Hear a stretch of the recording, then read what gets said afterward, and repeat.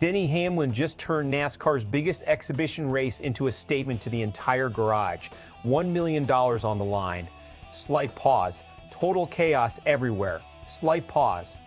Half the field getting wrecked before the race even settled in. And somehow, when the smoke cleared at Dover, slight pause, the same driver everyone keeps doubting was standing in victory lane again. This wasn't just an all-star win, this felt like a warning. For the third straight time at Dover, Denny Hamlin looked untouchable. The 2026 NASCAR All-Star Race completely exploded almost immediately. Lap 2 turned into a disaster after contact involving Ryan Preece triggered a major wreck that collected some of the sport's biggest names. Kyle Larson got damaged, Ryan Blaney got caught up, Chase Elliott took hits too. And suddenly the entire format NASCAR introduced for this all-star event became the biggest storyline of the night, because the race didn't reward survival by accident. It rewarded drivers who could stay patient while everybody else lost control. That's exactly where Hamlin separated himself. Once he tracked down Chase Briscoe with around 30 laps remaining, the race basically ended. Hamlin made the pass, pulled away cleanly, and never gave anybody another opportunity. No desperation, no mistakes, just total control.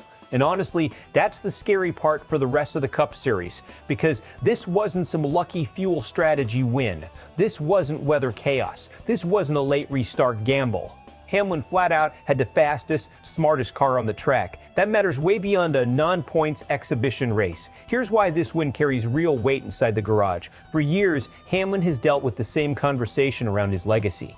Elite, regular season driver, future Hall of Famer, one of the smartest veterans in NASCAR. But every season people ask the same question: can he still close when the pressure gets massive? Well, lately at Dover, the answer looks pretty obvious. 3 straight wins at this track, including 2 points races, and now the All-Star Race tells you Joe Gibbs Racing has found something special here. Whether it's setup, tire management, long-run balance, or just Hamlin understanding every inch of Dover's concrete surface better than anyone else, the number 11 team currently owns this place, and psychologically that changes things. When drivers show up at a track believing one car already has the advantage, they start pressing harder. That creates mistakes, overdriving corners, aggressive blocks, bad restart decisions. We saw all of it Sunday night. Meanwhile, Hamlin stayed calm while the field self-destructed around him. That's veteran racing IQ. Now let's talk about the bigger issue NASCAR may have accidentally exposed with this new all-star format. The event created non-stop action, sure.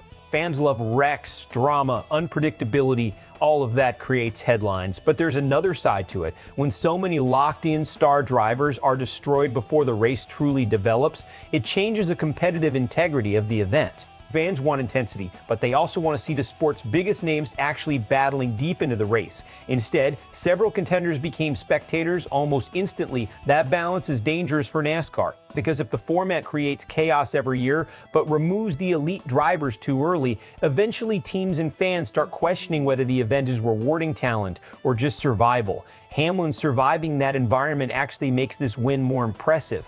He didn't just outrun the field, he avoided the emotional mistakes that swallowed everybody else. And look at some of the finishing positions behind him. Briscoe finishing second is huge for confidence. Erik Jones grabbing third is one of the quietest, strong performances of the night. Then you had rising names like Zilisch finishing inside the top 5 against veterans in a pressure environment. That's the kind of result people inside the industry notice immediately. But the headlines are still going back to Hamlin, because every time people start questioning whether the older generation is fading, he responds with another huge moment. And fans are going to be completely divided on this result. One side is going to say Hamlin proved once again why he's one of the smartest racers of his era. They'll point to his composure, his patience, and the fact that he absolutely dominated the closing stretch. The other side is going to say the race was too chaotic to mean anything substantial.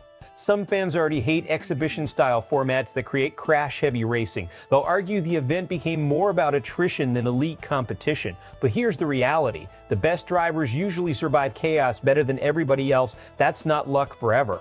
That's experience. Now, looking ahead, there are 2 possible ways this story develops. Best case scenario for Hamlin, this becomes the momentum shift that launches another serious championship run. If the number 11 team keeps unloading with this kind of speed on intermediate and concrete tracks, suddenly the rest of the Cup garage has a major problem heading toward the summer stretch. Worst case scenario, this becomes another dominant regular season moment that raises expectations without delivering postseason success.